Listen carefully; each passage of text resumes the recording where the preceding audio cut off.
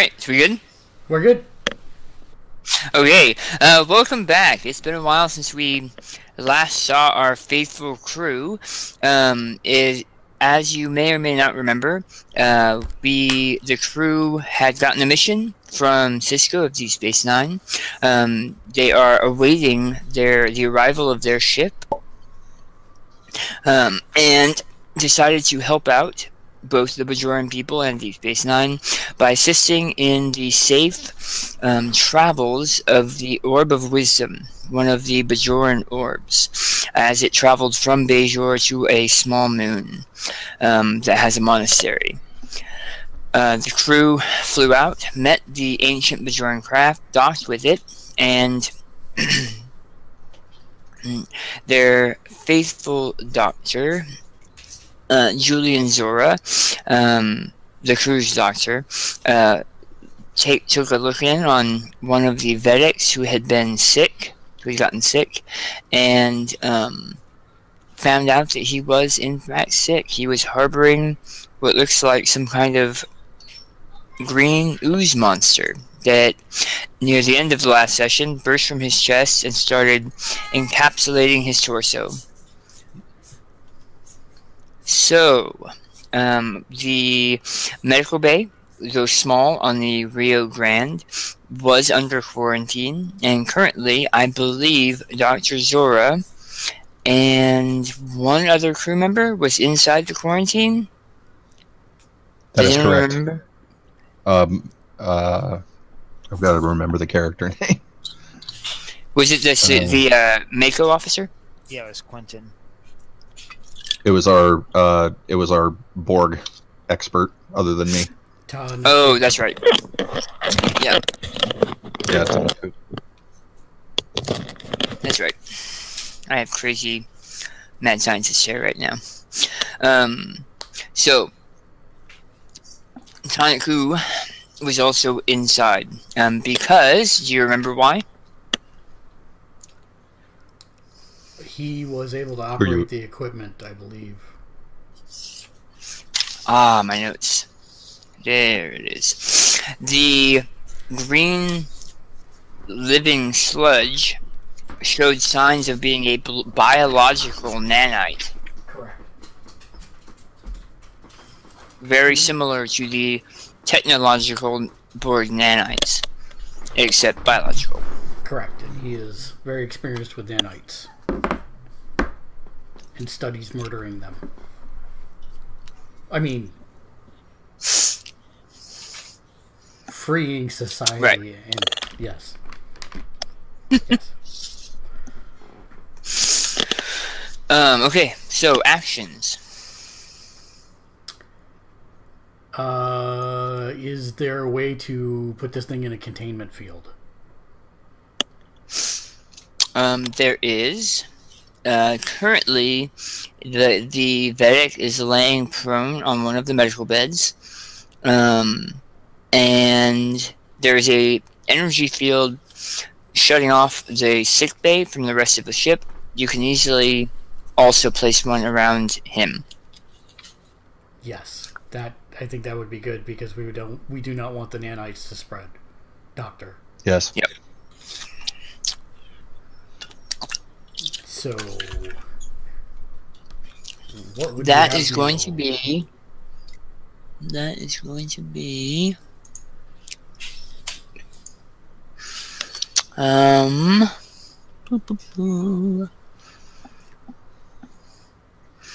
Probably. What do you think? Reason, science. Okay.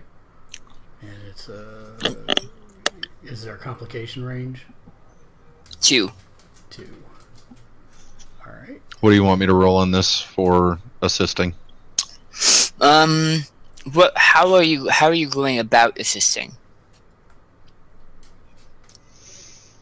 Like, what are you doing to assist? Are you running scans to make sure that the shields will work well? Are you helping him with the programming of the energy shield? I am going to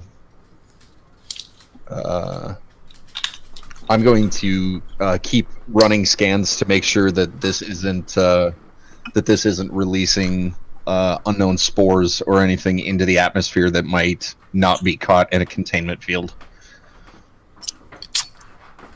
So I'm actually going to have you do insight science for that.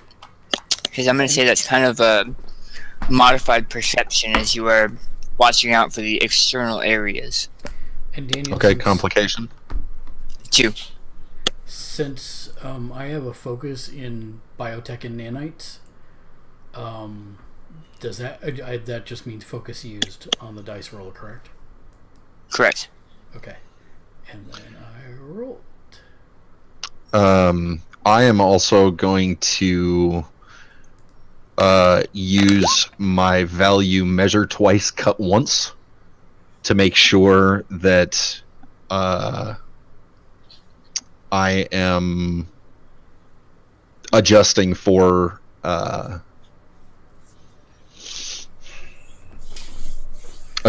unforeseen circumstances while erecting the field. Okay. I totally rolled the wrong dice, didn't I? Yeah. Yeah. Okay. You rolled challenge dice. Yeah. And I did obviously don't have a task roll set, so let me see. So that would be a 2, correct? Yeah. For task. Yeah. Sorry. I'm task roll 2 as I will well. agree. I will agree that your value comes into place in this case because it could mean dire circumstances. So you're taking it very seriously. But remember that values tend to be more at the heart of your character, so they're things that you're going to be doing that really exemplify who that character is. Okay, so would you say measure twice, cut once, or use the focus invasive nanotechnology? I would say invasive nanotechnology. Okay. Yeah. And my task roll is 2 as well? Yes.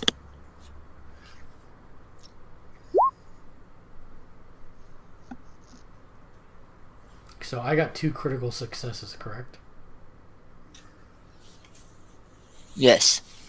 Oh, you guys succeeded by a lot. I need to write that down so that that's the new challenge. Okay.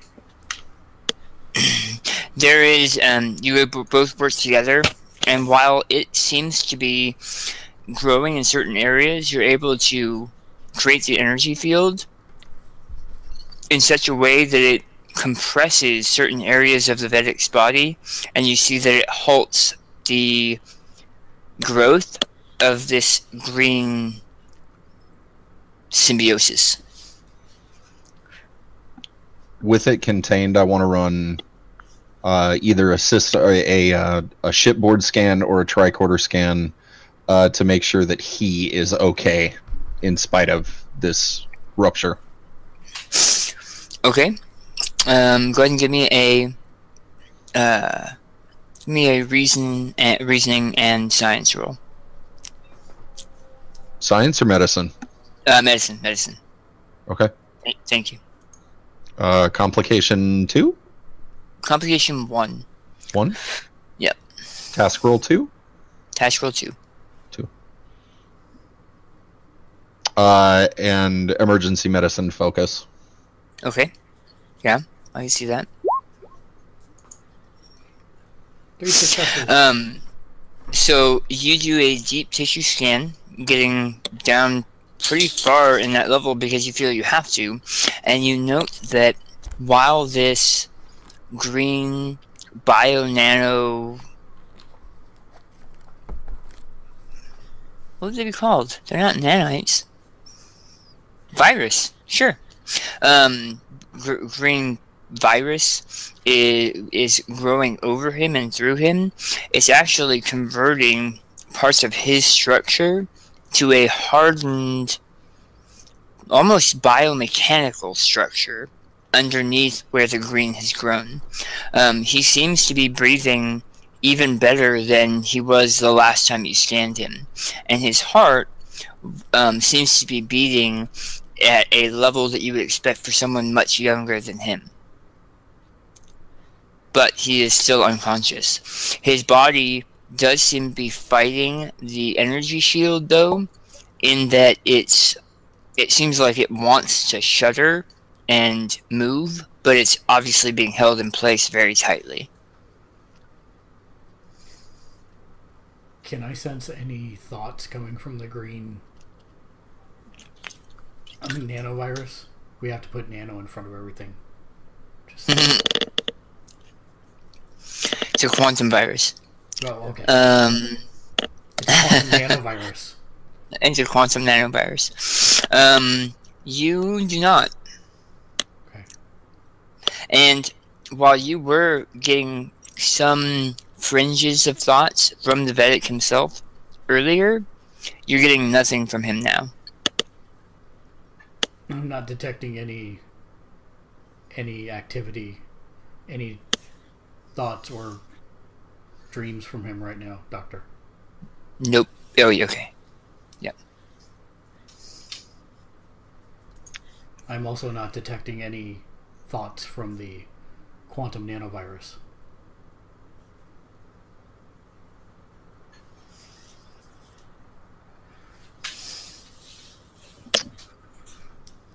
Could we use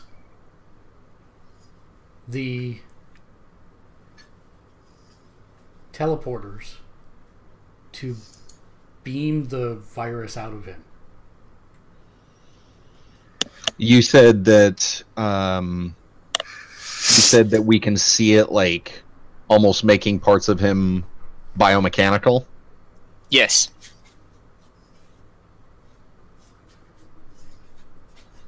I feel like if we transport the infected parts of him out, it'll kill him.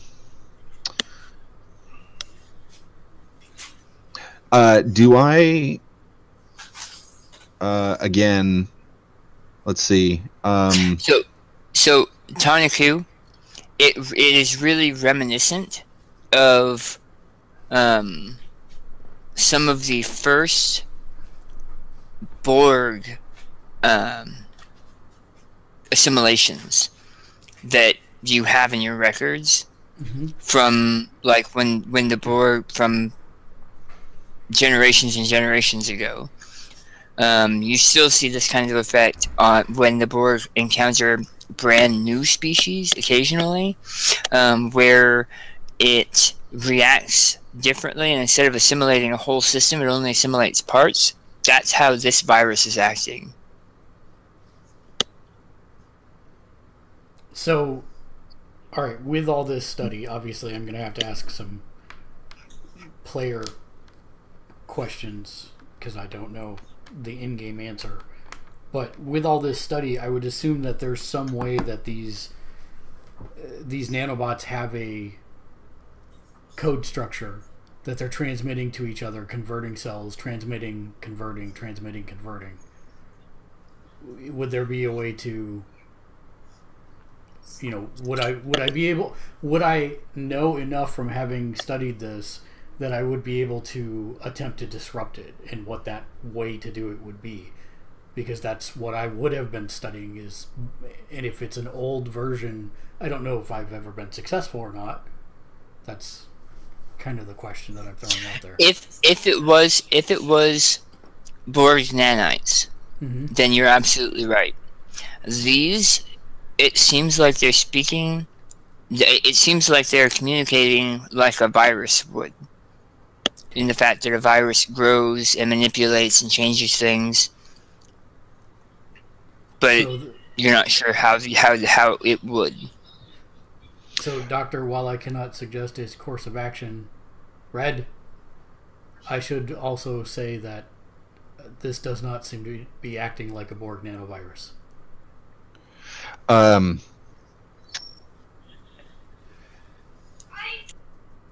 Is there... Lasagna.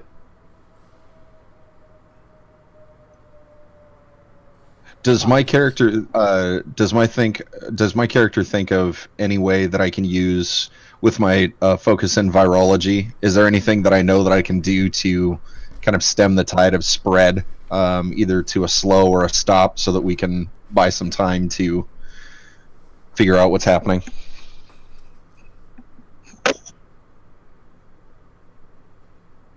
In virology, don't you usually use cold? I'm asking out of character. Don't you usually use cold to stop the spread of stuff? I believe so.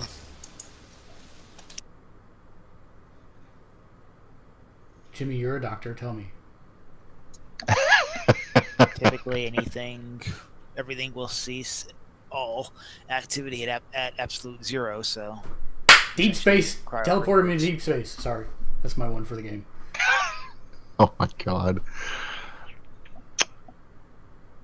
I mean, if you look back through human history, things like the flu it's more infectious in cold winter temperatures. It can more easily spread to us, to the rest of the crew. Chat's being extremely helpful while Daniel's looking up whatever he's looking up. They have suggested nuking it from orbit and thrusting him into a black hole. Whoever said nuke the site from orbit needs to be promoted. They need to be a moderator in this. Oh, your aliens reference is not does not go unnoticed. one easy way to stop viruses from spreading. 9 easy ways to stay well. Breastfeed your baby. That'll definitely apply. Doctor, have that. So apparently I'm taking off the top of my uniform. So there are a couple ways that you have seen, Doctor, that might be beneficial. You've seen a couple instances of a type of cryo-freezing that you might be able to replicate for a short period of time that might slow the tide, depending on how this virus reacts, of course. And if you can identify any kind of energy that it's using to build, or the site that it was originally infected from, that might assist as well. Yeah, let's do a check to see, is it using his, is it mutating his bioorganic material, or is it creating its own and replacing his? Reasoning science.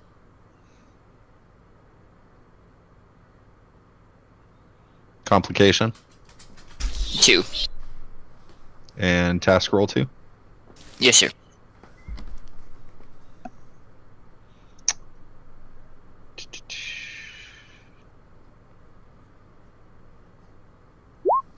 What's happening here? Where'd it go? Did I roll? I didn't hear the thing. You got 1 success, and is that a critical failure?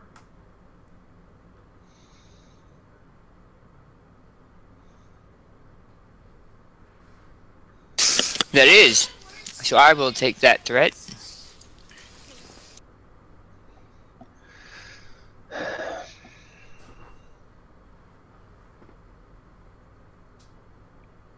Are you waving to speak, Mark, or what was that? No, I was waving at children. Oh, okay. Copy. Because they're going. So is it just a quantum bed? That's not creepy at all, Mark. So is it that I can't tell? Is that No, what I'm getting from that roll? You got a success and you got a critical failure. So, as you were studying it more closely, you note that it has no entrance site. From what you've been able to... Wait, what were you looking at? I was looking to see if it was mutating his biomaterial or if it was creating its own and replacing his. Both. It's doing both. It's creating additional material, but it's also changing his material, just like Borg implants do. Give me an insight. I think science.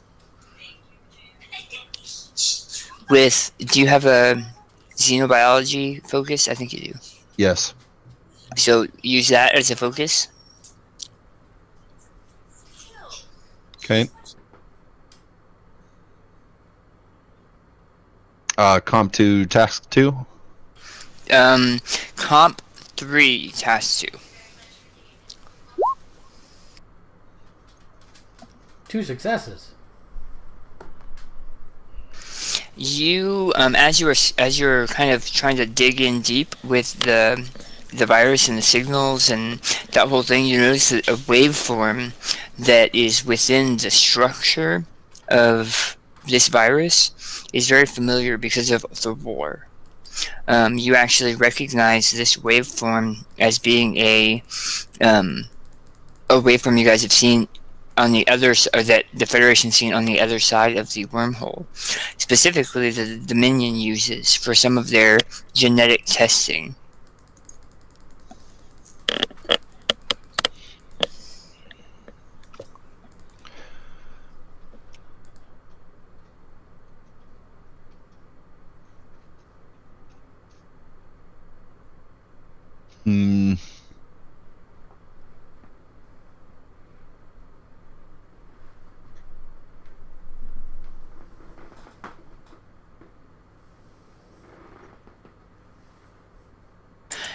Captain Archer, you get a message back saying that the Defiant is actually on mission pretty far out from the from DS9.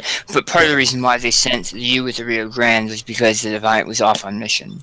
They are prepping another shuttle. It was on the maintenance cycle, but they've rushed the maintenance on it. It should be coming out soon with additional supplies and support.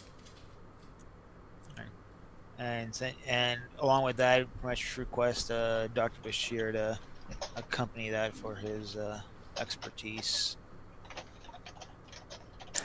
They will look at what they can do.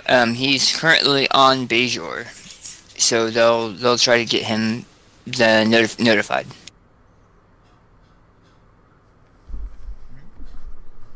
Acknowledge. Rio Grande out. Meanwhile, I pretty much asked for a status update from the med bay.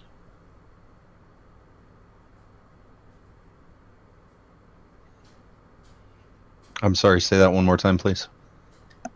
And so Archer's pretty much going to ask the med bay for a status update on the situation down there.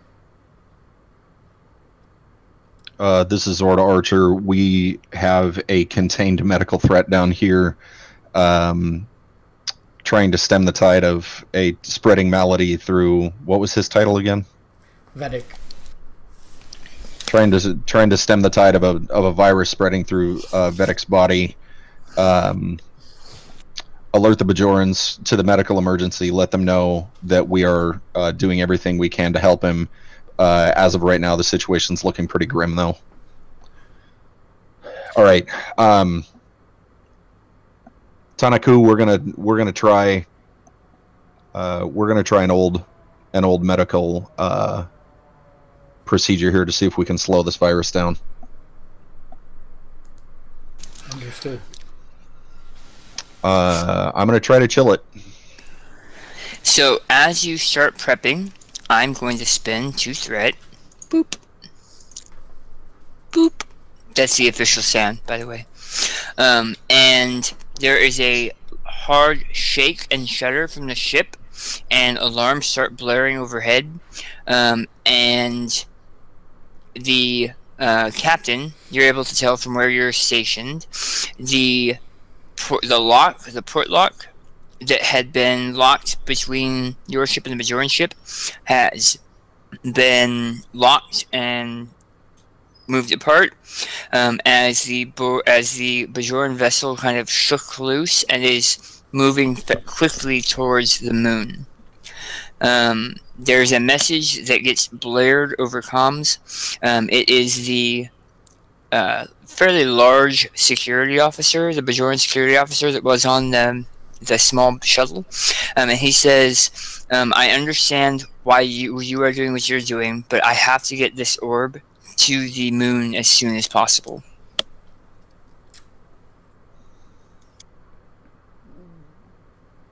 So he tries to get there as fast as possible in a prehistoric spaceship. True. That is most unwise. Tanakuda, the other ship, is anyone else feeling poorly? I just checked in on Lila. and it looks we're both fine. We haven't shown any of the symptoms of the virus at all. My fear is that you're still incubating it, and it will be lethal. Orange. Apologies.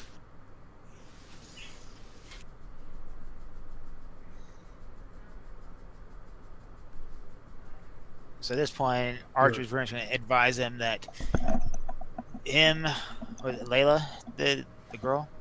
Yes. And Quinn should essentially grab the orb and come aboard the Rio Grande so that we can make it to the moon as quickly as possible. And we will come back for the solar sail ship at a later time. Of note, so this isn't one of the solar sail ships. This is one of the really early energy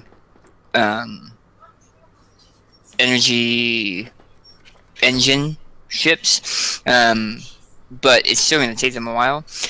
You also note that last you knew, Quinn was on that ship. Right, he's still on board the Bajoran vessel. And he's not responding. Gotcha.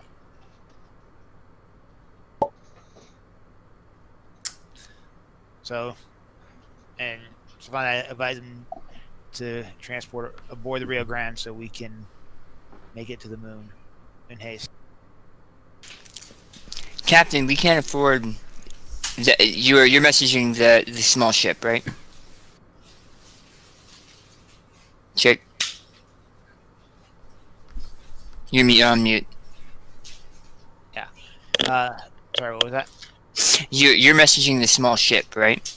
Yes, the bulky security who just broke away from Rio Grande.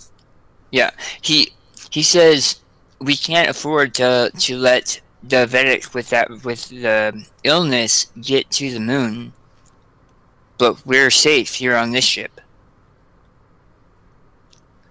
You guys aren't safe anymore. All of you have been exposed. As mentioned, you are still at risk of carrying the virus. But we've been around the Vedic for a while, for at least 3 weeks, planning this trip. If we were going to show symptoms, it would have happened already. The symptoms the Vedic displayed happened pretty quickly. Right? There was no notice. Understand your fear and your concern in this matter. However, we must proceed the most cautious and logical.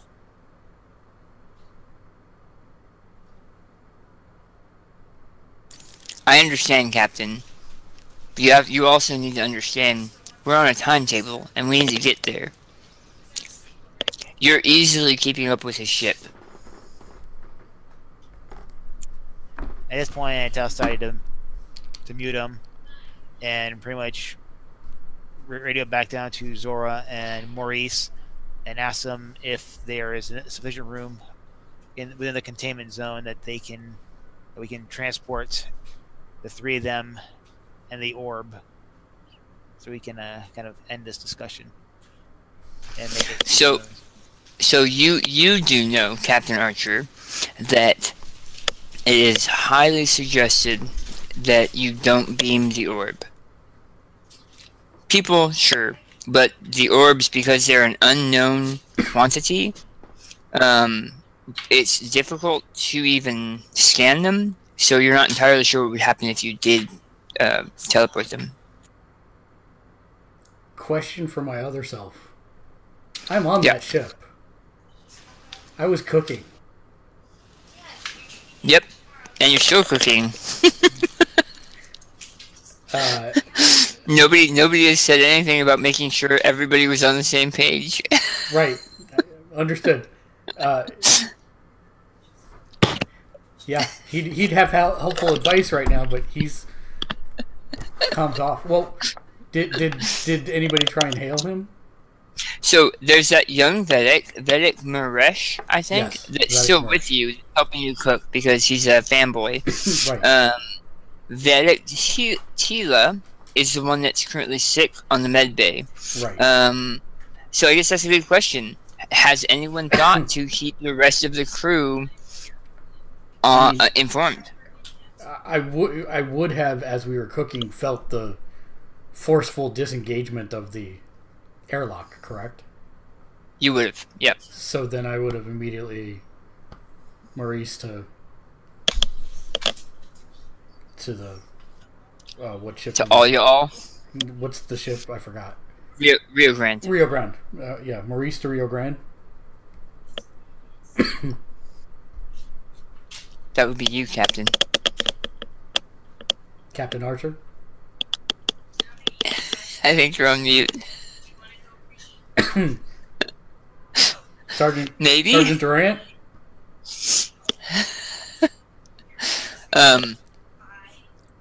Lieutenant One Zora. second. And that would be Jimmy. Anyone? Oh God, the ship is gone. It just exploded. Oh my God. I'm totally running. I'm going to be like Vedic Tila. You continue with this. I'm going to see what's going on outside. Mark. Yeah. You're the captain now. Right. Great. Nothing can go wrong there. Are you there, Jimmy? We can't hear you. I can't hear you either. Oh, now we can yeah, hear you. I'm here now. I've been here the whole time. Oh. So that was a know. coordinated offense by you and Ray just to muck with me. I got it. All right. Nice. Which, by the way, Be I the love you serious guys one, so Mark. much. Be the serious one, Mark, because you're the screw up, the cut up most of the time, and here everybody's conspiring against me. All right, go ahead. For those of you out in the internet, Mark does that to me all the time. Pretends he can't hear me, anything. So this is perfect. Yeah. So when I hailed Lieutenant Zora, was there a response, Daniel? Are you hailing as Maurice? Because Maurice is on the other ship. This is Chief Medical Officer Zora. Maurice, what can I do for you? What's the status? I just felt like something happened with the ships. Pretty abysmal. I have a dying, respected member of the Bajoran community in front of me. We just separated from the Bajoran ship that we linked with to meet up with him. The ship has now departed and is taking their orb to a nearby planet. And apparently the captain is incommunicado because you got a hold of me. Yes. Has anyone tried overriding their navigation computer? Not that I'm aware of. We should have the codes on file with the Rio Grande, so if we need to prevent the contamination of a planet, we should probably, stop their engines.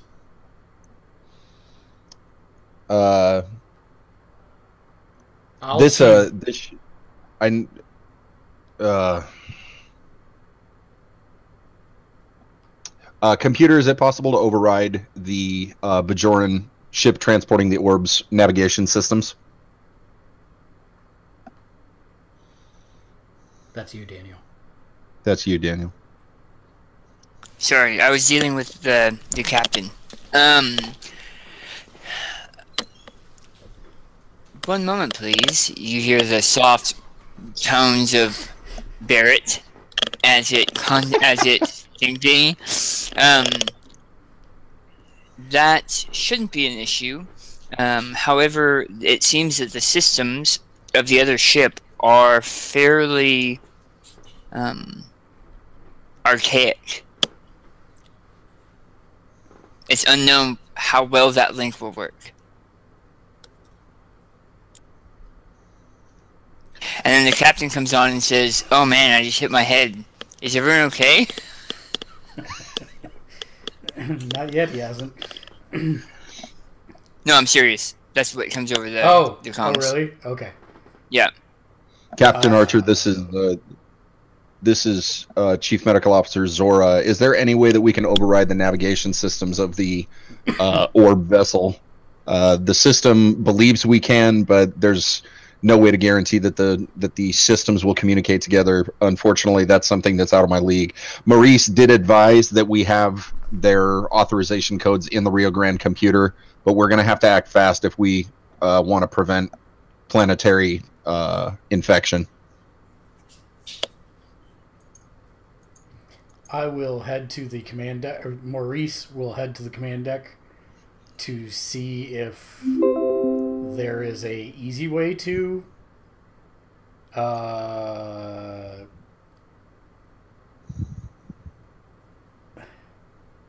see if I can go talk some sense into him. Does the Rio Grande have a tractor beam? It does. Okay. Computer, activate tractor beam on the Bajoran vessel. So while you were talking, the captain was also working, trying to establish a link, and you hear him say some mostly professional things over the comms before he realizes the comms are on. And between that and the tractor beams attaching to the smaller ship, both ships kind of shudder for a second, and the Bajoran one, which had been kind of moving off away from the Rio Grande, comes back into suit, being pulled back into back to where it should be, locked in the tractor beam.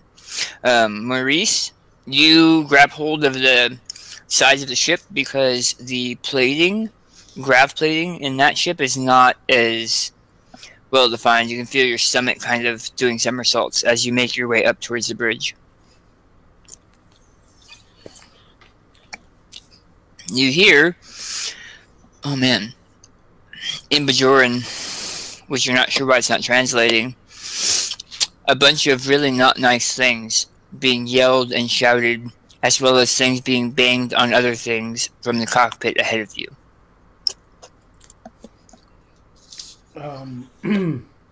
At that point, I'm actually going to do an about face, and I'm going to go back down to where Layla was and see if she's still down there with the orb.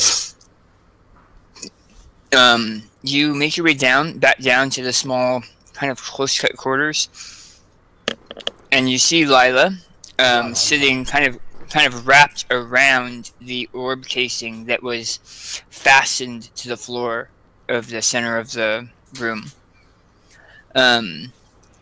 She's not like hugging it out of fear, but more like trying to protect it from anything falling and hitting the orb. Okay. Lila, are you aware of what's going on at this moment? She looks up at you, and you can see fear in her eyes. She obviously has no idea what's going on. Does anybody else have the name of the person that is currently piloting the ship? It's Shurgot. Shurgot. Yes.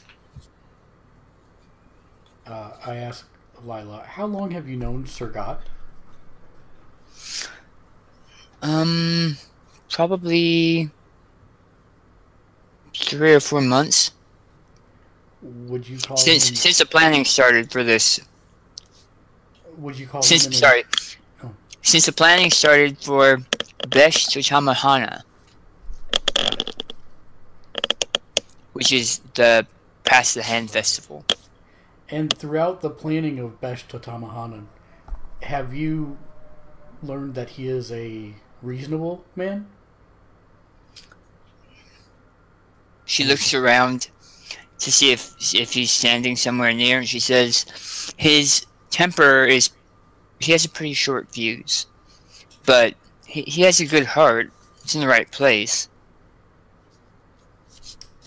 Just very impatient.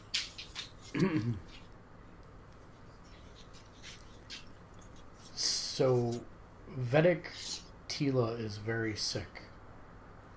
He's being treated aboard the other ship, and Shurgat broke the connection with the ship, saying that we needed to get planetside as quickly as possible.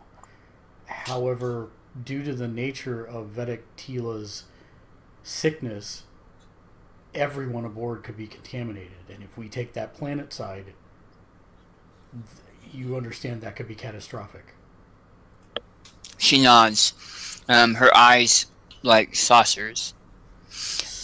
I don't understand why he would do that. That's my concern as well.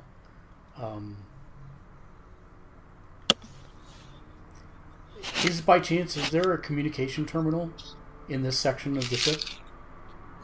Yes.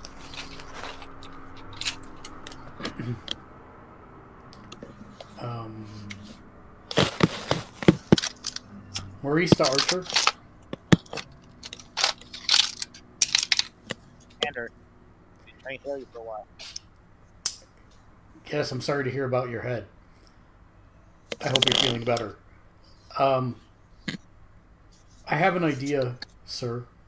If you're having problems taking command control of their ship using the computer, I believe it might be best to alert Bajor of the status rather than me try to forcibly take over the ship.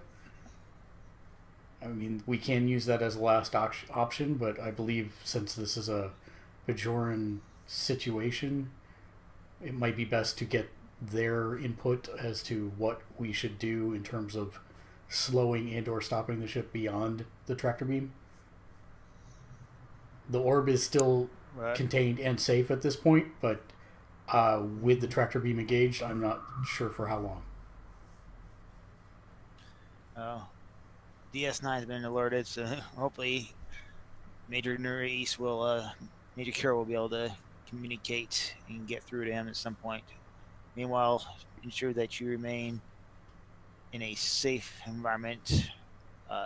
Sure, guy seems to be a little short fuse at the moment, so I want you to try and get into a brawl with him over the current situation. Understood. Maurice out.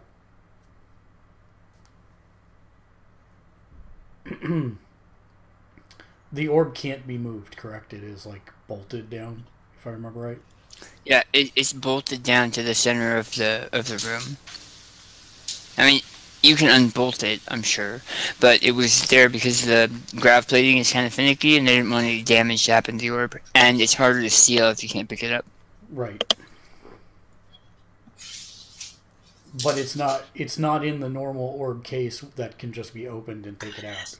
So it looks like a modified version of the orb case, but larger. So you're pretty sure there's like the orb case and then a shell that looks kind of like the orb case on the outside with bolts into the...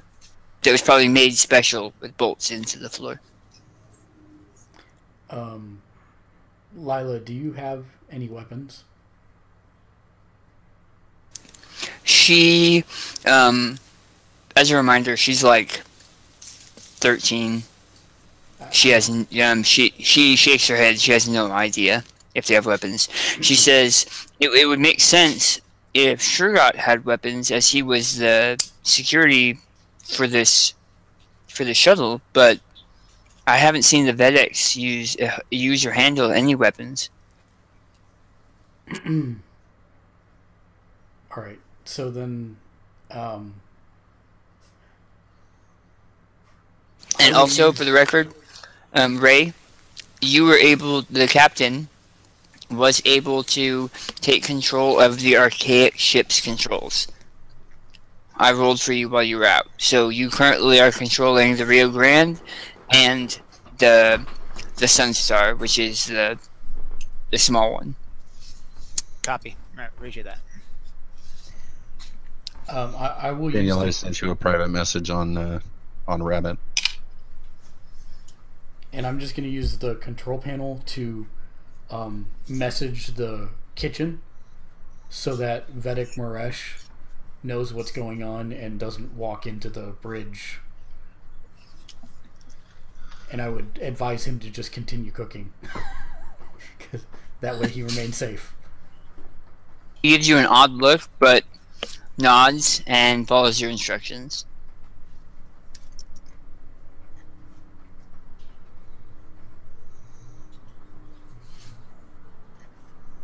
And I think that's end of turn. I will keep watch with Lila for Shurgat in case he's trying to steal the orb. Okay. You hear more banging from the front of the ship, but it doesn't look like he's coming back towards you. Okay.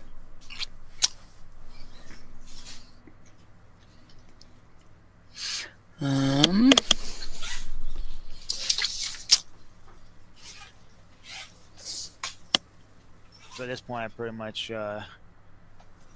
have Stoddy do a sensor scan to see if he can't pin down where Quentin is, and try to determine if he isn't, what his status is, since he hasn't responded to any of the hails.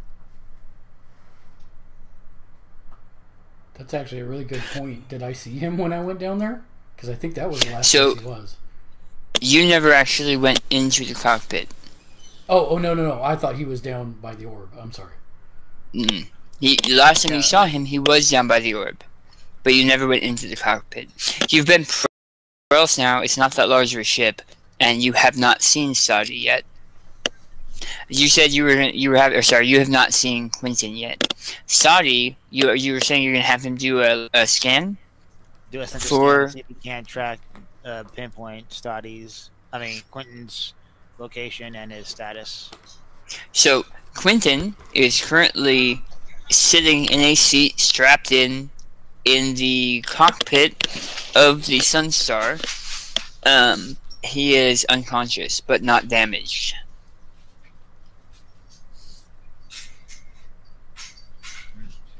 I'm probably going to tell him, try to get a transport lock on him and beam him back.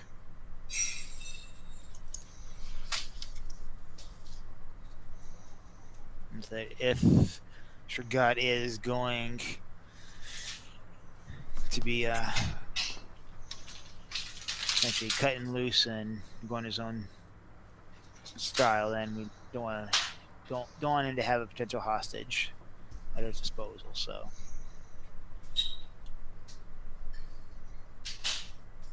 One second. Sure thing.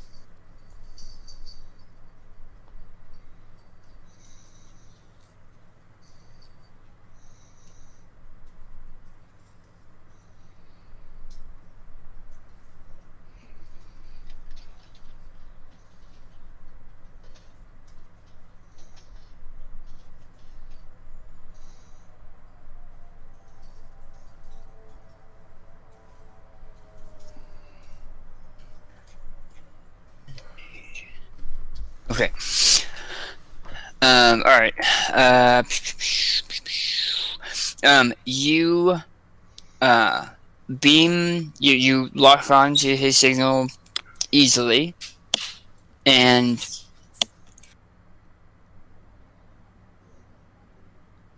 you lock onto his signal easily, and you beam him. Where are you beaming him to? The sick bay, right next to the sick guy. No, not the sick bay, but to the rear compartment where we've isolated the rest, another isolated part in the rear compartment where he's not in the midst of anything else, just in case there is an issue, but close enough for Dr. Zor to get to him and evaluate him. Okay. You beam him over, and it seems like it goes okay. You hear a more series of shouts, Maurice, from the cockpit, and more banging, and then you hear him kind of sigh deeply. You hear Shurgat sigh deeply, and make his way back towards the main crew compartment. he looks, because he's a big guy, he looks intimidating at first, but you can see that he's drained, and he collapses onto one of the benches with his face in his hands.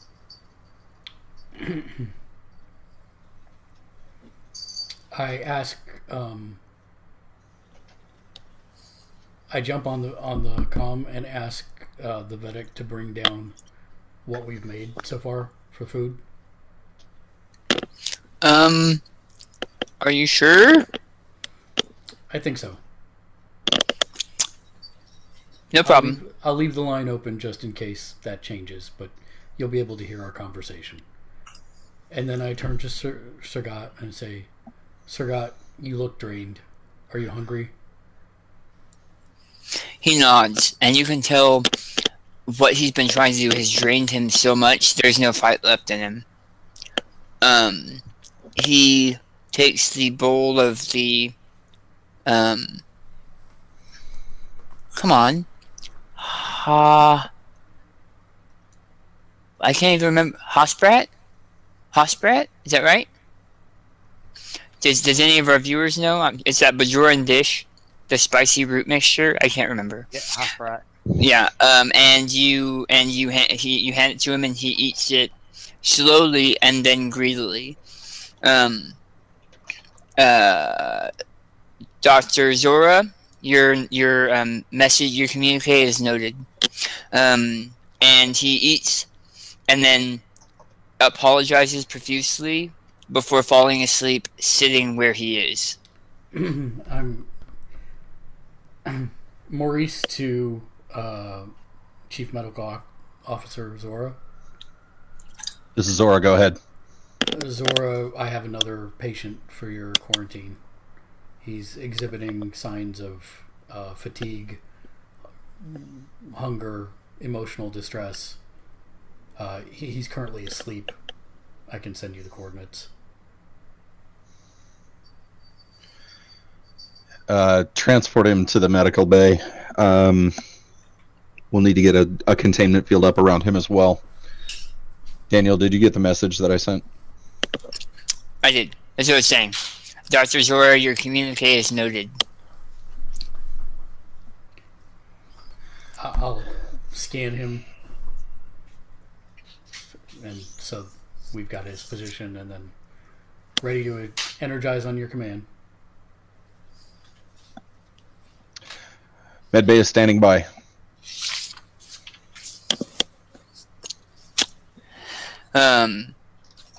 You energize. He disappears in front of your eyes, Maurice, but never arrives at the Rio Grande. Zora to Maurice. Maurice here. Transport successful? Negative, Maurice. I do not have a second patient in my sickbay.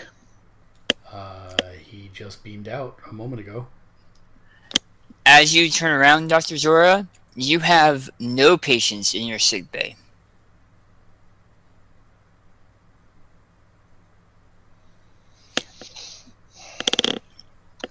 Zora to Captain Archer.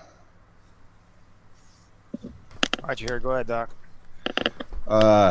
Captain, my patient has been transported out of my sickbay.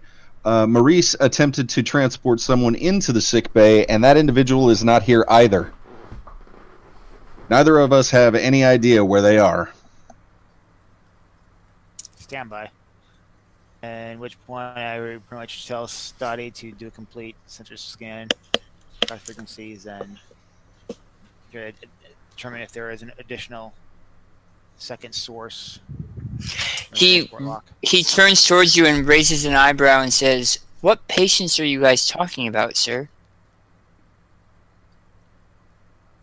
I turn to Lila and ask, was this a test?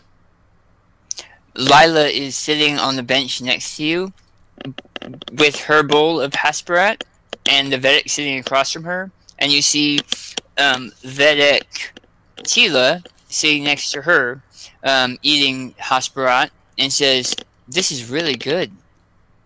You definitely know your Bajoran dishes." It's kind enough of the Vedic to cook with me. He was super excited. He's sleeping now.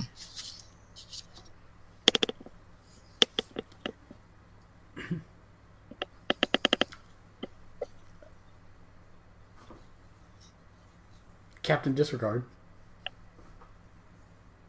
All of it. Disregard what? All of it. You note, Dr. Zora, that all of the scans you'd done, they never occurred. While you have the memory of them, the event doesn't look like it took place in the computer. Computer, run a level 1 diagnostic on all medical equipment on the Rio Grande. And you can tell that it's doing its thing. And then a moment later it comes back. Diagnostic complete. I can't even think of what the phrase would be, but it essentially says everything is working at nominal levels. No anomalies detected. Within accepted parameters. Mm-hmm. There we go. He's got it. And you guys seem to be still on your way to the moon. Though you do note that you're actually a little bit further than you were before because, according to the ship's logs, you hadn't stopped. I ask the Vedic, when the orb chooses to communicate with people, is there usually a telltale sign? Well, everyone's orb experience is different. The Orb of Wisdom, traditionally, members have to be alone in the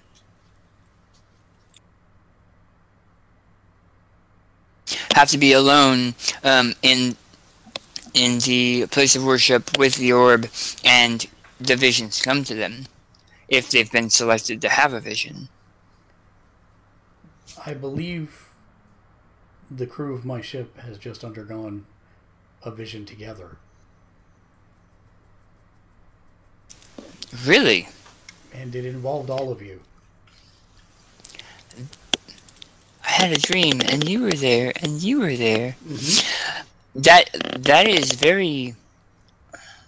I mean, it doesn't match any of our records of the Orb of Wisdom. Are you certain? The Doctor, Tanaku, the Captain, and myself seem to be missing some time, yes. Oh, you're on mute. That doesn't sound like the Orb of Wisdom. And he looks at the orb casing with a confused look on his face. Please, let us speak by ourselves for a moment. And course. he asks Lila and the other Vedic and Shurgot to leave, and he asks you to tell your tale. Tell him what happened. I believe the others can give an account of what happened on the Rio Grande, but I retell what happened on this ship. Okay.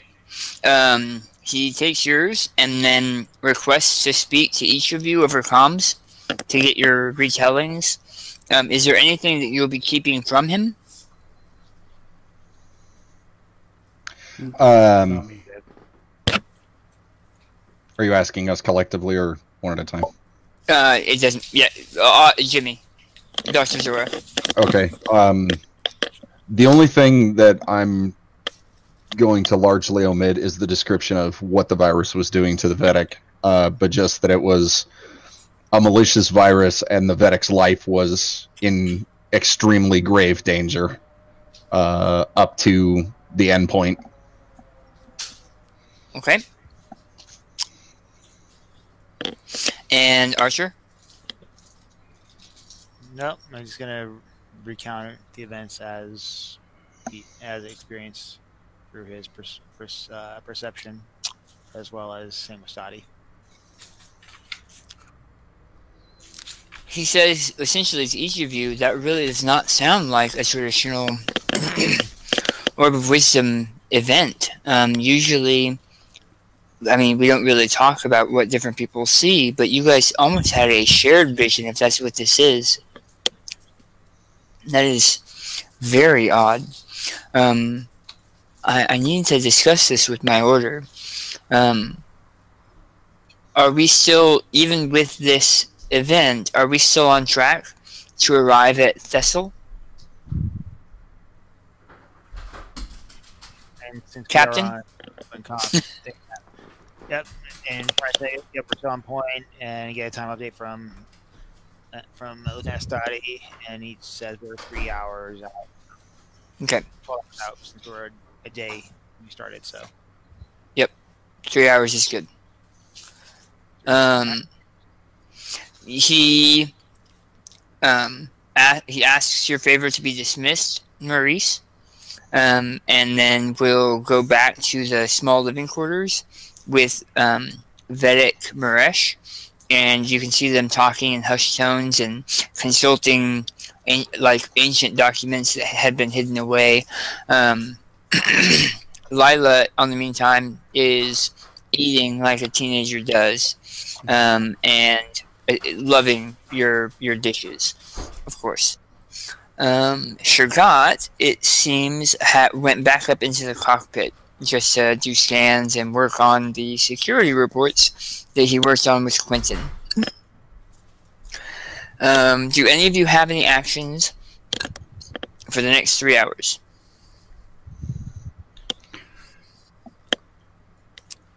Nope. Saying Archer's pretty much going to double check and go over protocol with Commander Maurice so he doesn't screw up or embarrass the Federation at this ceremony. And I will take food back to the Rio Grande. Now that Okay. we're done. And I will also, if Archer hasn't done so already, I will discreetly ask the medical officer to scan everyone on the Bajoran ship to make sure that there are no nanoviruses, quantum nanoviruses, anything out of the ordinary. Just to be sure, in case it was a futurist. Just in case. Yeah, just in case. But before I leave the Vedics, and before they get too far into it, I will ask one simple thing of them.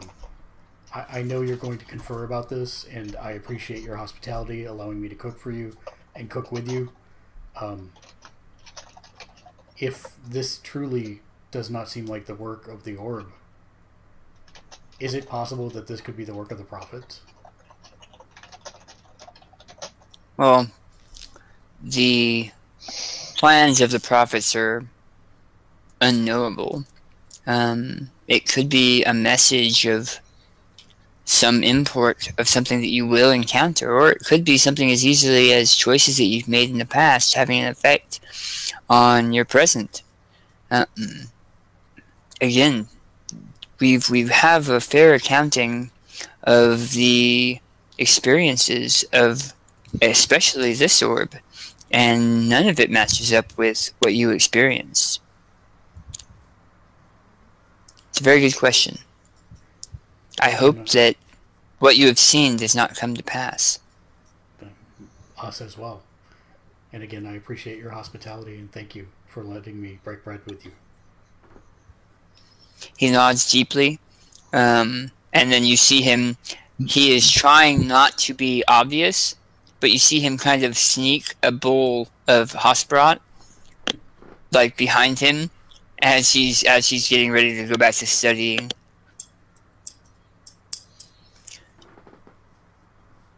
Okay. Actions.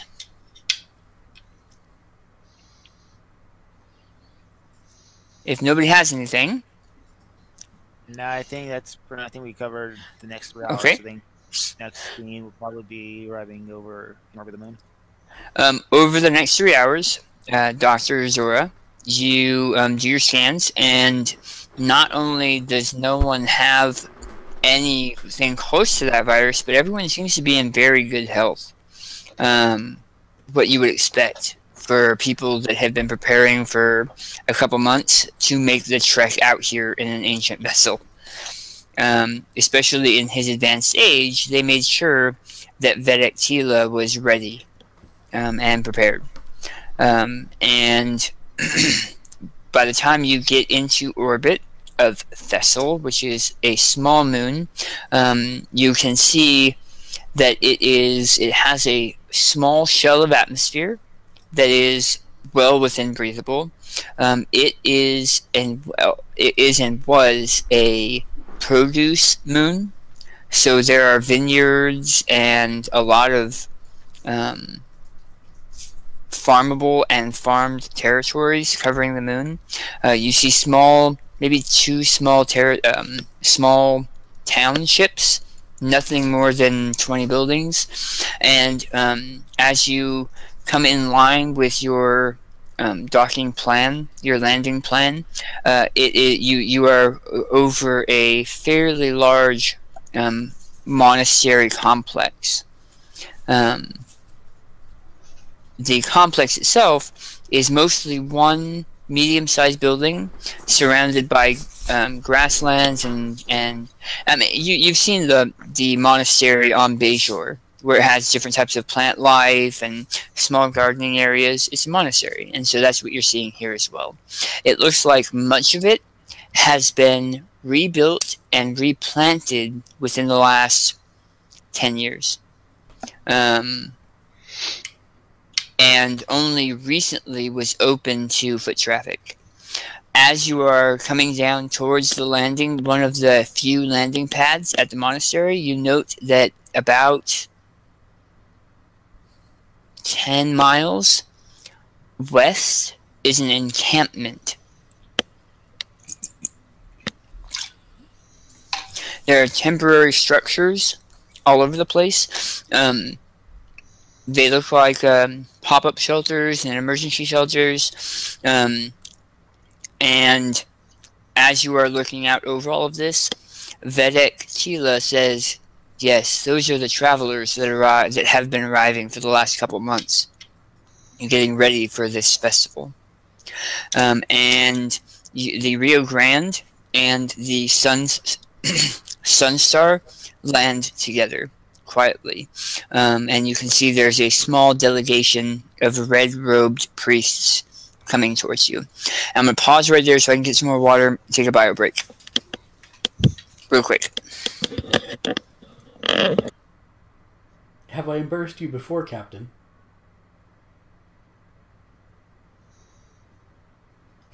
Come again, Mark? I said, have I embarrassed you before, Captain? Every time. Every time. How do you like your Hasperat?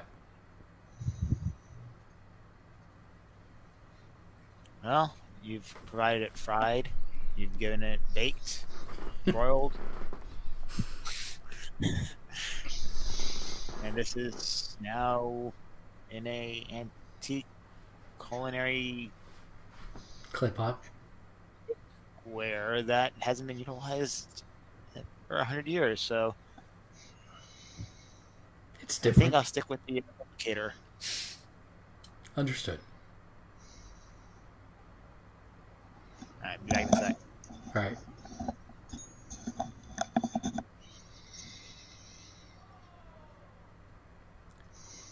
Chief, did you find anything on those scans?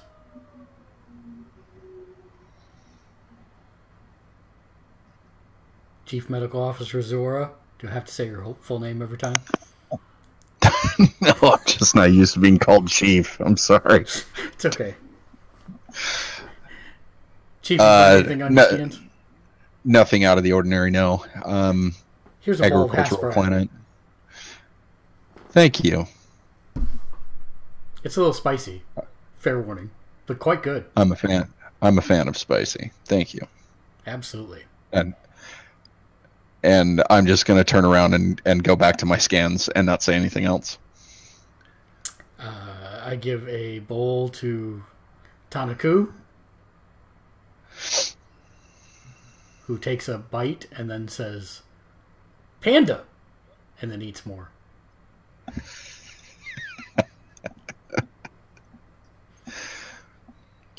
To answer your question, it's an agricultural planet, monastic structures. There is what appears to be nomadic structures in the distance, gathering people for the festival, but nothing out of the ordinary.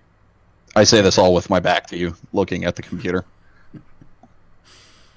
Thank you for the report. Thank you for checking.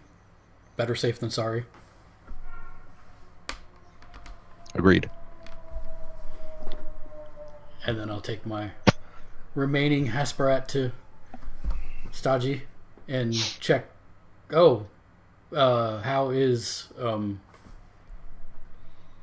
Quentin? Oh, I guess Quentin's fine. Quentin is perfectly fine. He's actually been going over security plans and the equipment on the Rio Grande that might be useful in helping the monastery stay safe over the course of the festival. There are a couple of phaser banks and things that can be removed pretty easily to be added to the defense systems. And when he brings it up, all three of the adult males on the Sunstar say that would absolutely be inappropriate. The monastery is no place for those kinds of weapons. That being said, Quentin is the only person that Shergot agrees to allow to have a weapon, as he understands where Quentin's expertise comes from, and also because it's a monastery, and even he is not allowed to have weapons on the monastery grounds. He does ask that if Quentin's going to bring a weapon, it is a small handheld weapon on stun and not his giant rifle of death. He hasn't worded it that way. Would they allow my cooking knives? Yes, because those aren't weapons. Have you seen my cooking knives? No, I think Quentin will assure that it will be a concealed one too, so that it will not be obvious that he is packing a phaser. Yep. As you go to meet the priests that are coming out, you see that with the priests are two, I mean, they look like engineers, where the priests are pristine and they're walking out in a very orderly manner, a very ritualized manner. They're kind of walking off to the sides carrying large kits. One of them is carrying a hollow crate, not hollow crate, hover crate, next to him. And they both board the Sunstar, and they unhook it. And as to answer Maurice's question, when they come back out with several of the priests, the orb is now sitting on a hover crate about 3 feet off the ground, flanked by priests in its own case. So the traditional orb case that we've seen in all the episodes, that's what you're seeing here. There are small gems on each of the sides that are currently glowing like a shadowy white as it moves out into the crowd. It's at this point that you realize there's a crowd. Hundreds of people, most of them Bajoran, but there's a very healthy mix of a handful of races from that obviously live on Bajor because they're wearing traditional Bajoran clothing, and other people from the other races known in the Federation, and other a lot of other races from this quadrant spread out throughout the crowds. There are Bajoran militia, dressed as Bajoran militia, kind of holding the line, but you notice that no one is coming across a heavy bricked line in the ground. They all know they need to stay back, and everybody's following the rules. But as the orb comes out, you can hear hushed whispers moving throughout the crowds, like the waves of an ocean. The Vedics thank you again for traveling with them, and hope that you will travel with them when exiting after the festival is done in 3 days. They move to walk with the priests back into the monastery. Did you have something, Captain? I say at this point, do we, since you want to try to do a perception check, to make sure you can't ID any Cardassians specifically amongst the crowd, as Cardassians have a natural hatred towards the orbs themselves. And do you think insight security? Maybe? That would be a sound option. I'm going to go with complication range 2, task roll 2. You guys are you're a little bit higher on that platform, with the landing platform, so you can kind of see through the crowds pretty well. There are a lot of them. Out of character, Jimmy can help because he actually just ran a scan on everyone in attendance to make sure that there was no sign of the biomedical thing. He had started that before you left, but then finished it while you left and reported back that everything was nominal, so we would have the results of all that biodata scanning. I can get it saying 6 1 and 3 successes, so we can assume that either A, there is none, or we can... Give me 1 second. Sure. Because that's a smart thing I hadn't thought about. No worries. Always up to throwing curveballs to the GM. Okay. As you were scanning, you were not able to get all of the racial data, species data of all of the people that are there, but you were able to, between you keeping your security keen eye open and Dr. Zora's scans to ensure that the virus wasn't here on the moon, which is I think what you were doing, right? Right. There doesn't seem to be any Cardassians here within the range of the scanners of the Rio Grande. But are there any quantum Cardassians here? Sorry. Ah, you got me. You got me. There's one, but he's too small. Damn it. He's a nano-quantum Cardassian. Yep, he didn't stay away from the temporal vortex. Otherwise, yeah, no further actions from Study or Archer as far as the rest of the ceremony goes as they proceed to the monastery. Alright. You guys walk up behind the priest. As you are walking up, you note that the Bajoran militia is actually kind of closing ranks behind you. And as they are, the crowd is not getting close to your ship, but they are like grouping in behind. So it's kind of like a large formation that is coming down the walkway behind you guys towards the monastery. Give me 1 second. What layer are we? We are on map and background. Delete. Add.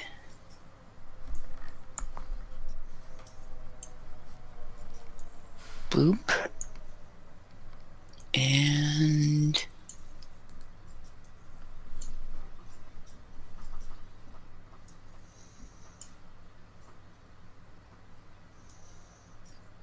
that's too big, isn't it? A little bit. It's fine. I can resize to whatever you do. Okay. This is okay. I'm gonna, because this is I mean, to make it as big as the squares, it's gonna have to be a lot bigger. But we'll call it this for good for now. That's good for now. And we'll go there. And then... Am I the only one that still has the tokens on top of it? No, you can only fit one person inside this building. It's like the Derek Zoolander school for kids who can't read good. Gotcha. What is this? A monastery for ants? Oh my god.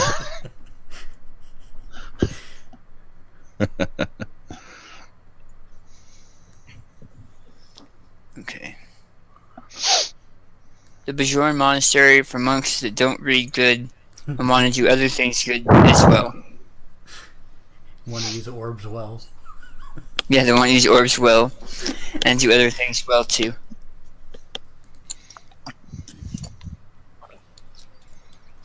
So, the gray is the inside of the building. So, you guys make your way past. You see that a lot of the militia had...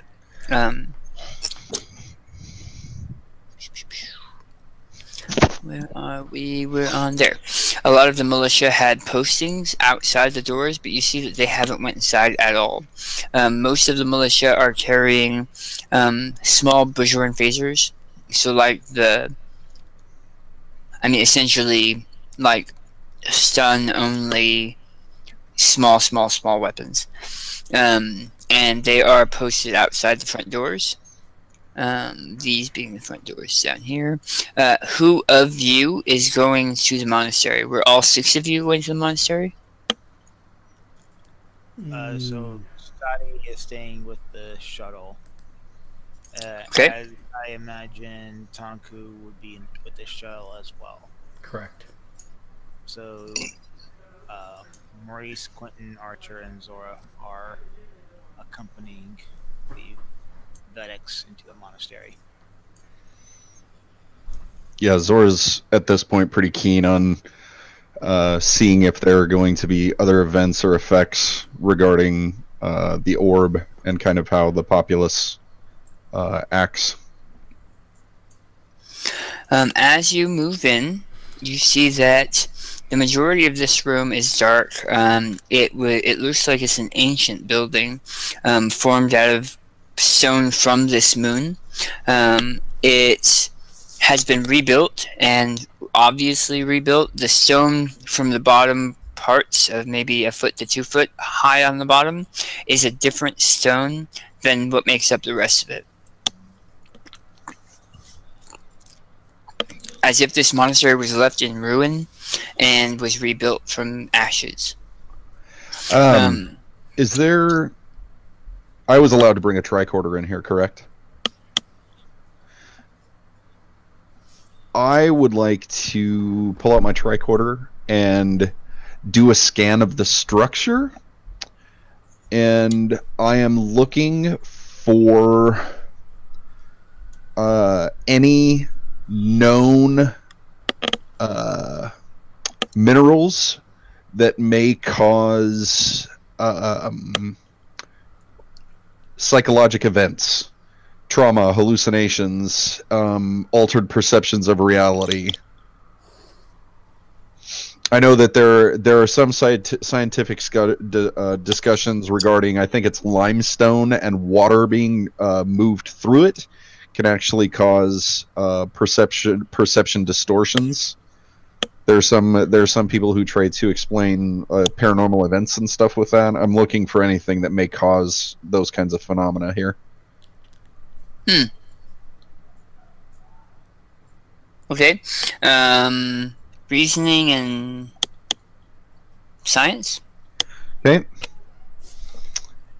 Task complication 3, task 2. Task 2. And can I use my value never forget the old ways? Kind of. How would you be using that value? Kind of mentally digging back through history, at least at a bare minimum from the experiences of Federation, to see if there have ever been, if any minerals or anything in the structure here has caused perception anomalies within Federation races or humans specifically. I'm not sure exactly how how specific you want it to be.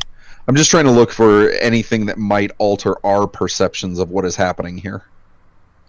So you do know that as a doctor, specifically as a doctor of xenobiology and a xenos yourself, for something to affect all four of you, and all four of you are different races, it's something that has to supersede specific biology.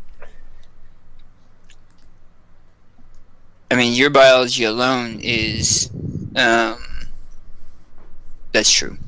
Your biology alone is pretty strong against that kind of thing. But yeah, you could. Okay. All right. So 3, 2, go.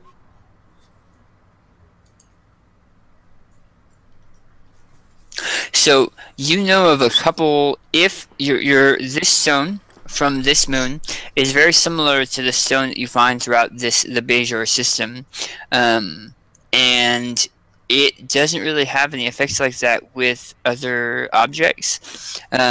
You find that the incense that's being burned in many of the braziers and censers around the room has a calming effect. The herbs and things that are being burnt have a slightly, I don't know, like a sedative effect? Like a slight sedative effect, but not even enough that if you were in this room for hours and hours and hours, it still wouldn't probably really affect you. Okay.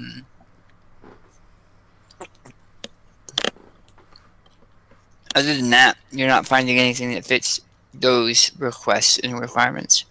Okay. You see that all of these small brown squares are benches. They're all made of the same type of wood and worked by hand. You can actually tell that they each have individual groove marks from where the creator made each one unique. Many of them already have people sitting in them. Both guests that you're not sure why they're in here instead of out in the crowd, but they're here in the building, of multiple races. And many of the ones inside the main room in front of you are the priests. You'll also note that there are 2 wings off to the sides, while this dark gray ring seems like it's a wall. This dark gray ring, whoop, seems like a wall. It's actually not. There's a big archway over this entry, and this entry that allows anyone from any of these seats to see a large stage about 3 feet off the ground, and a dais, like a 2-foot tall dais in front of the stage. Currently, the priests and the engineers are installing the orb in the middle of that dais. I'm sorry, I may have missed part of the description. You said that there are archways going into that center rotunda. Are these benches on the perimeter wings? Are these more like pavilions, or are they entirely enclosed structures? Like, is it a solid roof with pillars, or is it solid walls? So it is solid walls all the way around the monastery. Okay. There are small doorways here and there that lead out into the area surrounding this building in the monastery. The green is pretty much like a lush garden type greenery. Got it. And you know that there are large open windows on each wall that are just open, as if the weather here was good weather the majority of the time. Got it. And you've landed probably around 11, like that time of day. So the sun is in a good space, and you're actually getting a pretty good cross breeze in the building that is blowing the smoke inside in a fairly comfortable manner. It is still dark in these rooms, though, enough that candlelight is what is used to light the majority of these rooms. You do mean majority of these rooms, right? Sorry. I'm done. What did I say? Majority. Oh. Ha. I was saying Ha. majority. Yeah. Ha. Yes. So where does custom dictate that we sit, stand? So, the Vedics that brought the orb are sitting off to this side, as well as Lila, and they offered each of you to sit with them if you decided to take part in the opening ceremonies of the Besh Tamarana. I'm down. So, Besides, I need to make a fool of myself in front of the captain. He ordered me to. As long as you don't try your hand at Gah, you'll be fine. Gah is one of my specialties. What are you talking about? he brought some fresh just for this right now. It's in my pants. Gah! Damn it. Quentin would still be somewhere where he is. You shouldn't have mentioned it, Ray. You opened up a can of Gah. We'll see how long Okay, that was the last one. More the ship. More that dish. As the orb is placed in the center of the room, do I have a painting thing? Can I draw a painting thing? Freehand. Hey, look, it's an orb that looks like a nose. As it's placed there, It is hand carved. to boop. Look Wait, at that. you said that was the threat indicator. Oh, did you copy a threat? The boop noise was the threat indicator. Roll initiative! Sorry. Now there's two of the priests are doing a Bajoran formal prayer over the orb. And you can see that the empty seats are now filling up from the people that had followed you up the walkway. Many of them still whispering and talking in very, very hushed tones as they take their seats. After the majority of the seats are filled, and you guys know that there's still a lot of people outside because they are piling in kind of around the windows to see in. There are several priestesses in white robes, still covering about the same amount as the Kai,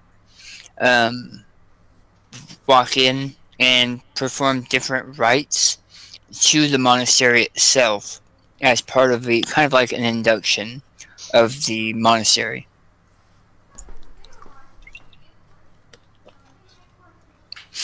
This goes on, ritual and speech, a few Bajoran songs which are quite beautiful. I don't have the heart to sing them to you right now for fear that you would cry on this podcast.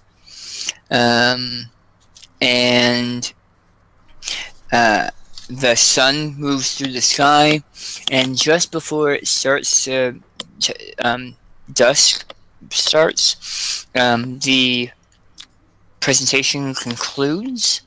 The Bajorans, now many of them standing at the front and around the dais, thank everyone for the induction and announce that celebrations can start. And it immediately, like somebody flips a switch, all of the guests and stuff start filing out in a relatively orderly manner, but they are talking in excited voices, and many of the people that were sitting around Maurice recognized him and wondered if he was going to be making something for the festival itself, and that's why he's here. Mazel tov. Many others were looking for the cameras, assuming that this was part of an episode.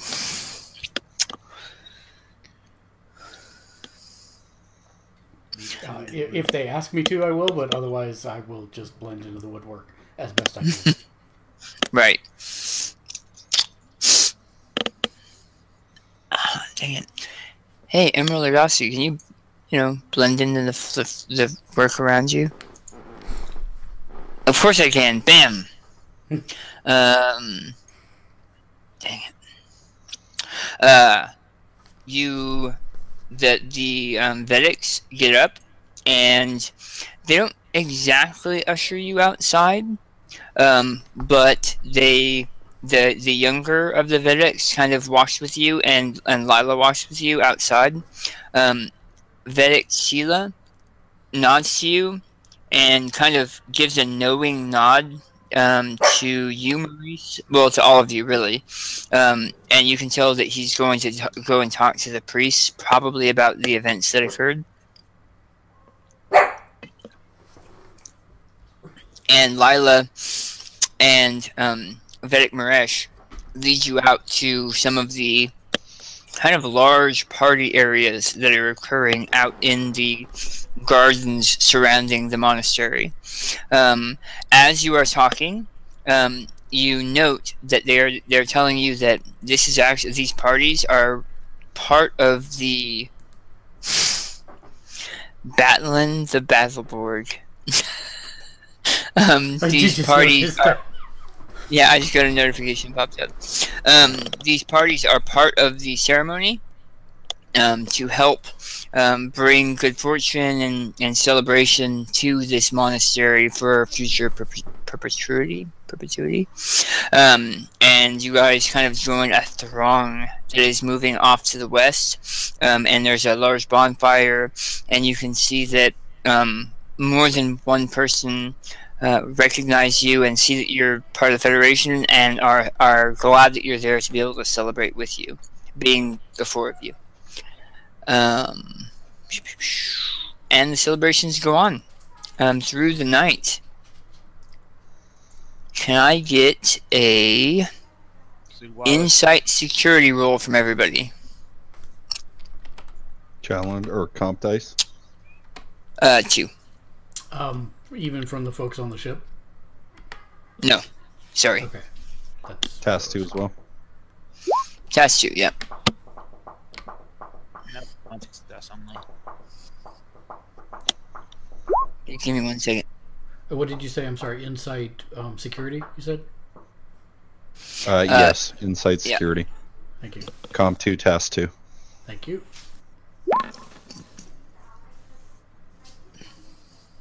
Oh. Good job. You're gonna screw it. You're gonna cause trouble. And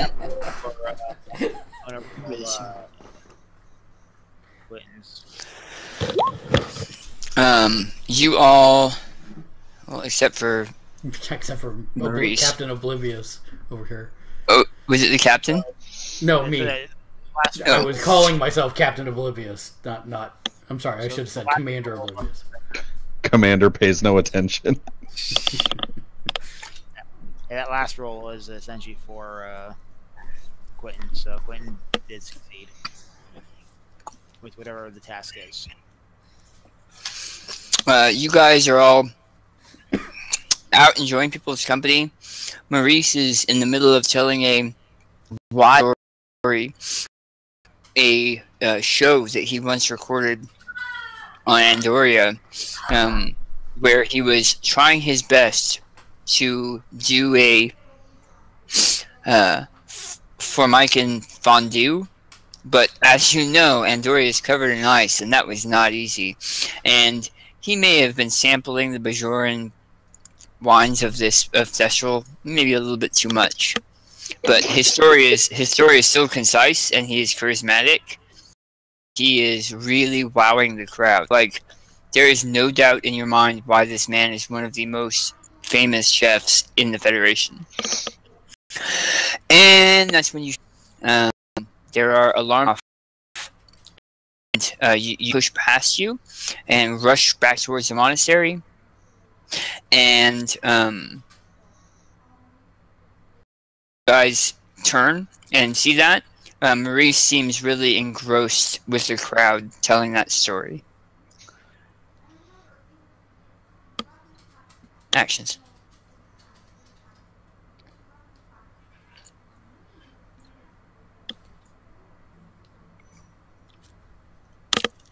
And go.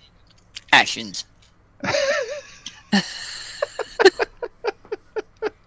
Let's see. So let's go with... I'm just going to metagame a bit here and say that Chick had the most successes. So he goes first. So that was actually Quentin, and That was Quentin, and Quentin did go first. Yeah. You and Ray actually had the same number, but let's go ahead and go with Ray because Ray's at the top of the screen. Oh, there. So then the Andorian consulate didn't want me to release that footage, and I had to navigate all these back channels just to get approval for a 20-second clip of basically a plant. They say the Federation is nothing but harmony, but come on. 20-second clip of a plant. Do I notice Quentin? Yes, you and the captain both noticed Quentin. I'm gonna start moving toward Quentin.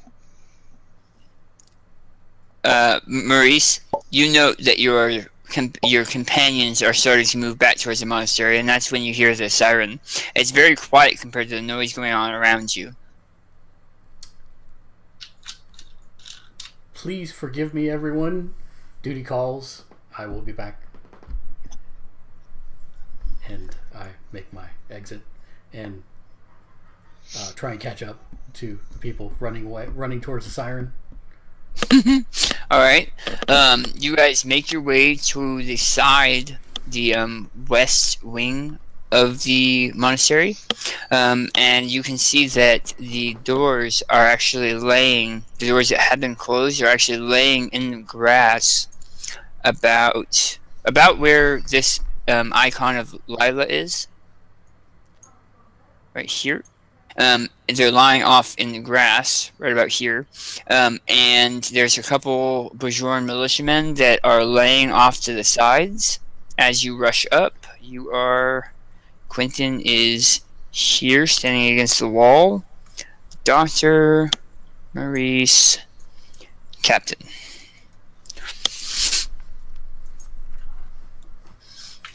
Quentin is standing with his phaser out against the open doorway, like guarding it.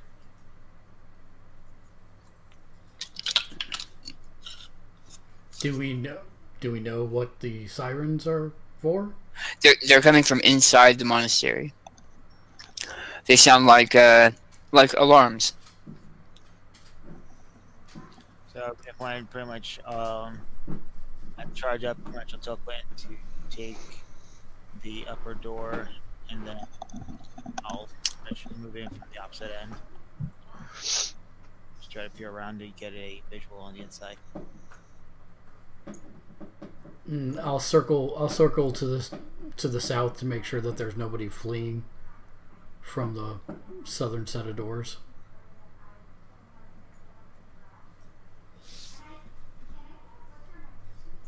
Doctor? I'm gonna follow the captain. Okay. You both make it to the bottom. You see that these doors were not locked, but fastened shut. And there doesn't seem to be anybody making their way out. As you peek in through the doors, you can see that the place is mostly empty. Most of the candles have been blown out. However, you do see something. It's kind of hard to see from where you are, but you see something, a small lumped form near the dais that looks about the size of a person. Is it possible to discern from this distance if it's an adult or a child? It's an adult. It's an adult. Okay. Yeah, but it's really dark in there.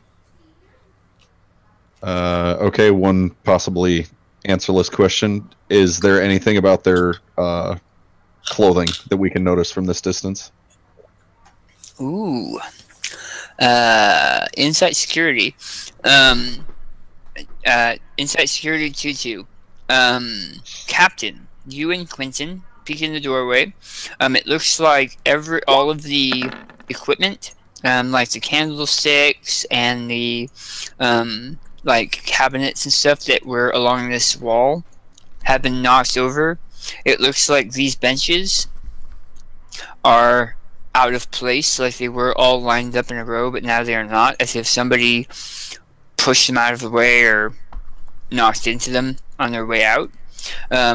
Looking in, you see, remember that this stage is about 1.5 feet taller than the dais. You can see the endpoints of a form laying here on the dais. To answer your question, what did you get, Jimmy?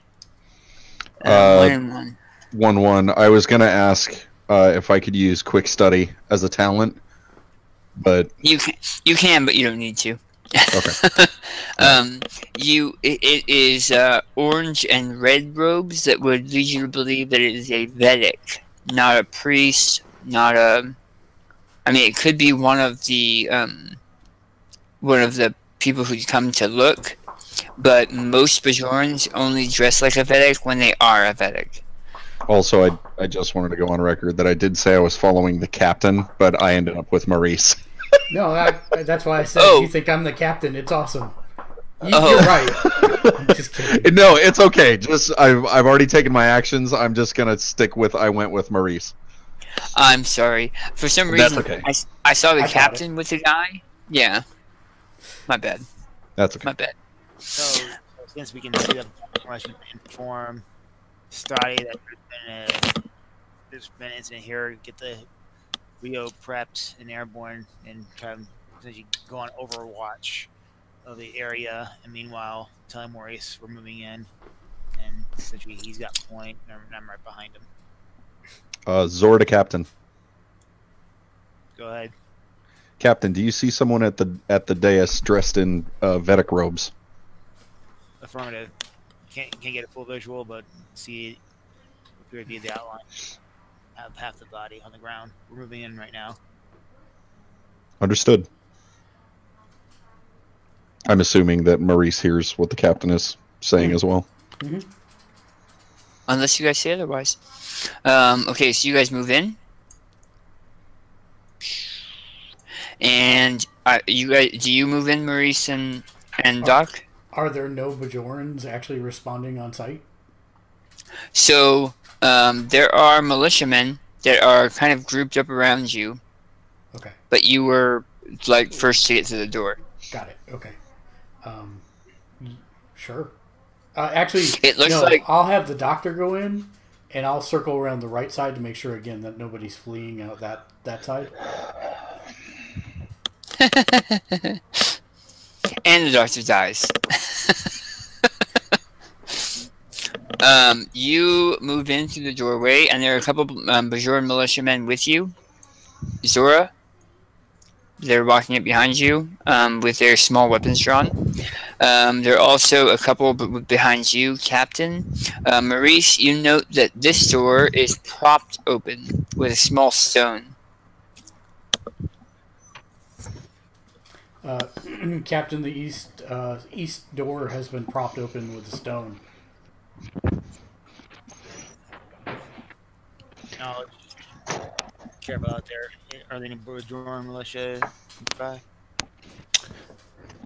So it looks like the majority of them are just now making it to the monastery.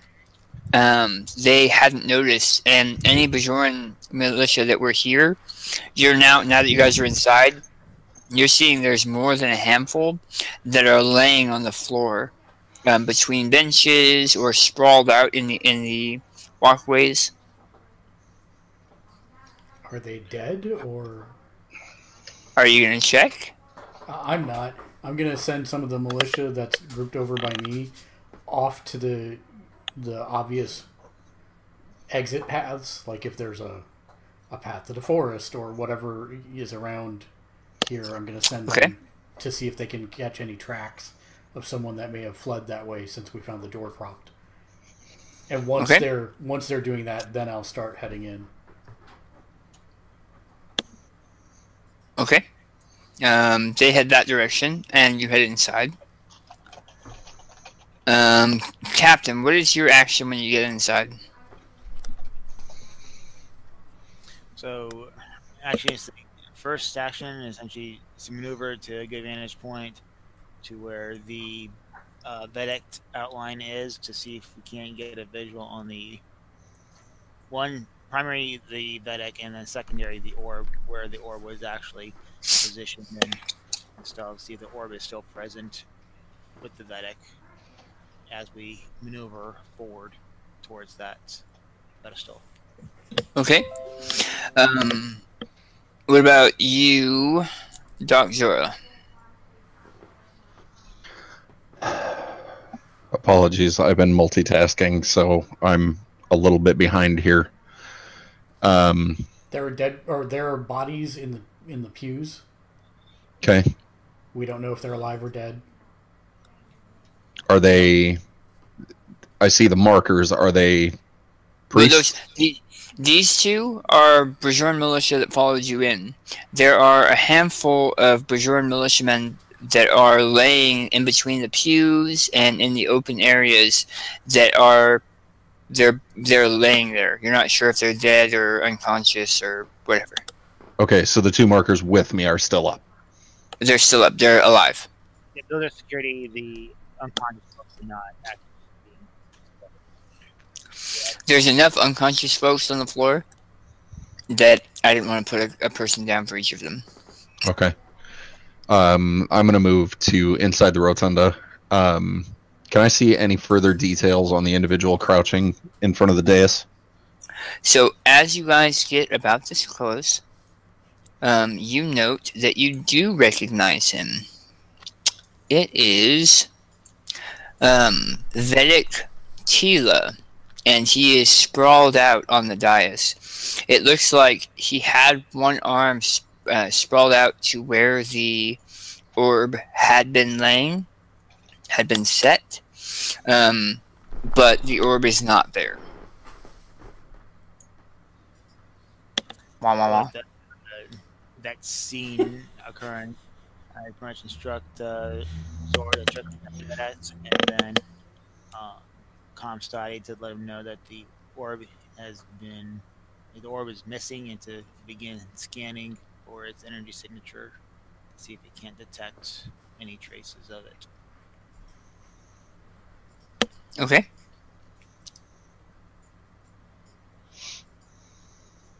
Actions. I'm gonna move to the Vedic and run a medical scan on him. It looks like it's not looks like, but as you're walking up, you can see he has a large burn mark on his torso, like heavy burn marks. Obviously, there's some kind of blaster fire. Vital. He also looks like he has a couple deep gashes on his arms, his lower forearms. Defensive wounds? Yeah. Do I get any vital signs? No.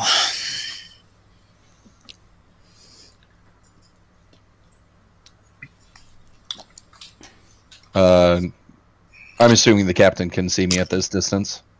Yep. I'm just going to look at him and shake my head. And can I do wait, was somebody doing a scan to see if there was any residual from the orb? Yeah, Stadi is going to be doing that from the Rio as he takes up Overwatch.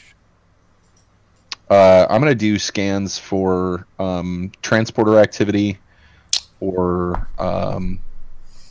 anything in the air here that's out of the ordinary. And I will hit my comm badge and ask Tanaku to do a scan to reach out to anybody who's thinking about fleeing. I know it's a long shot, but maybe he can pick something up telepathically.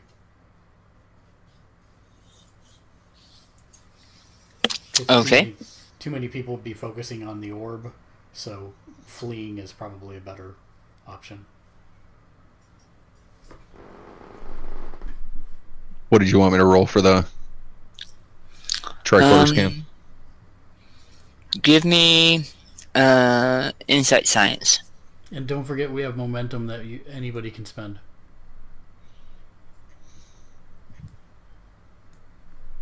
That's true. How many momentum do we have? 2? 3? Okay. 2. I'm gonna use a momentum. Comp to task 2. Yep. And then I apologize. What's the process for adding the momentum? It's going to be a task 3. Task is the number of dice you're rolling. Got it. Okay. Also keep in mind, you can give yourself more threat. Oh, you can nice. go in negative for that? Okay. Scanning through the area, your eyes go wide as you get a very rare signal. Usually what you found doesn't show up on scanners, and you realize that things got a lot more dire than you originally thought. You find the emissions of a series of Jem'Hadar cloaking, as in more than 6. I'm going to relay that to everyone here. And that's where we're going to stop for tonight. Also, well, I don't know if I can do it here, but relay that back to DS9. You cannot do that here. You can have Stoddy do it from the Rio Grande, but... Yes. Yes. Okay. So, thank you guys very much. I'm glad we finally got to play. Let's do this more often, yeah? Yeah. Let's do it next Tuesday. Let's do it next Tuesday. I'm down. Yes. Without the goth. Yeah. No, the I would also... come. God goes everywhere. All right, hey, that works out really well for me. I have Star Trek Adventures down on my calendar next week at 7 p.m. on Tuesday. Look at that. Holy crap, I'll be here. Thanks you guys for watching. Make sure you hit us up with any questions or anything you think you might like to see us change. As always, you can put recommendations in there. You want to tell them where they can find us, Mark? Yes, they can find us at gamersledge.com, on Twitch, which you're probably watching right now, which is twitch.tv/gamersledge, youtube.com/c/gamersledge.com, all spelled out, or you can just go to our Twitter page, twitter.com/gamersledge, and it gets updated whenever we broadcast there as well. And if you'd like to support us, you can do so by heading over to our Patreon page, patreon.com/gamersledge, where for as little as $1 a month you get your name on every show that we do, just like these folks do, and you'll see them here in a moment. Thanks everybody for watching and playing. Until next time, game on. Game on.